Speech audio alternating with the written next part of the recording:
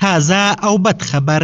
پر افغان خاوره د پاکستاني پوځ په حمله کې د شهیدانو شمیر 46 ته ورسید. مولوي محمد یعقوب مجاهد سخت غصه او خپل ځواکونو ته د پاکستان څخه د غچ اخیستلو امر کړی. د تیر شپې راهیسې په پاکستان کې مجاهدینو 10 پاکستاني پوځیان وژلي دي. مولوي محمد یعقوب مجاهد وایي مړه نه یو، خپل انتقام نه پرېږدو، افغان بې صاحبه او بې مالکه نه دی.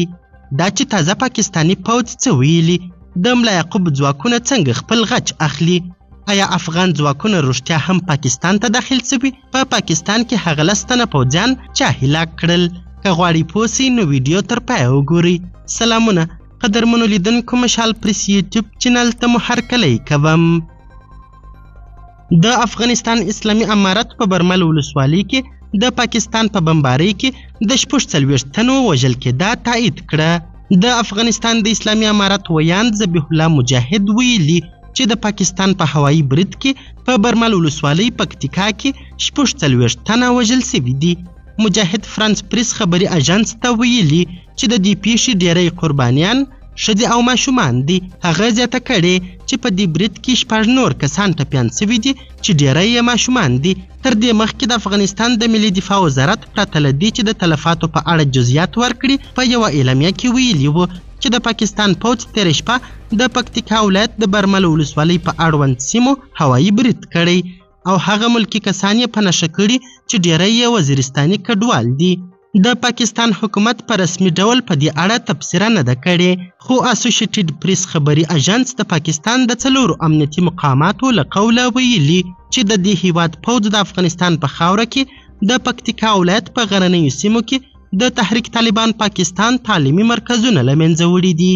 د مقاماتو چې نه یې غوښتل هویت افشا سي ویلي چې په دې بریدونو کې ځینې جنګیالي هم وژل سوي دي. همدارنګه مولوي محمد یعقوب مجاهد هم د پاکستان دغه ناوړه عمل ته سخت غبرګون ښودلی. مولوي محمد یعقوب مجاهد ویلي د خپلې خاورې او حریم دفاع پر موږ فرض ده.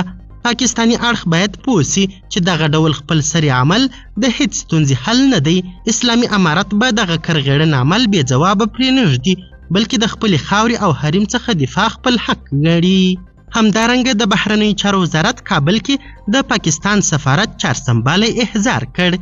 بهرنیو چارو وزارت په یو خبرپاڼه کې ویلي نن چهارشنبه له غرمې وروسته په کابل کې د پاکستان د سفارت چهارسمبالی احضار کړ او د پکتیکا برمل ولسوالۍ په ځینو سیمو کې ډیورنډ فرض کرښې ته څیرمه د پاکستان پوځي الوتکو د بمبارۍ له امله ورته خپل جدي اعتراض لیک وسپاره. همدارنګه تازه شمالي وزیرستان کې پاکستاني طالبانو له بیګا راهیسې په بیلابیلو بریدونو کې شاوخوا 10 پوځیان وژلي دي. د پاکستان د طالبانو غورځنګ وایي ځواکونو یې د بنو ولایت شمالي وزیرستان د کریم ولسوالۍ بوبالي سیمه کې د پاکستاني پوځ پر پوځي موټر مین منفجر کړی چې له امله یې 3 پوځیان وژل سوي. یاد دې وي چې په همدې شمالي وزیرستان کې پاکستاني طالبانو د پاکستان د پوځیانو په یوه پوسته هم برید کړی او درنه مرګ ژوبله یې ور اړولې ده. قدرمنو لیدونکو، د ویډیو له کتلو مو نړۍ مننه. د لا زیاتو او نورو لحظه پر لحظه خبرې مطالبو لپاره زموږ هم دغه مشال پریس یوټیوب چینل سبسکرایب کړئ. تر بیا او بلې ویډیو ښه وخت ښې چارې د الله په امان.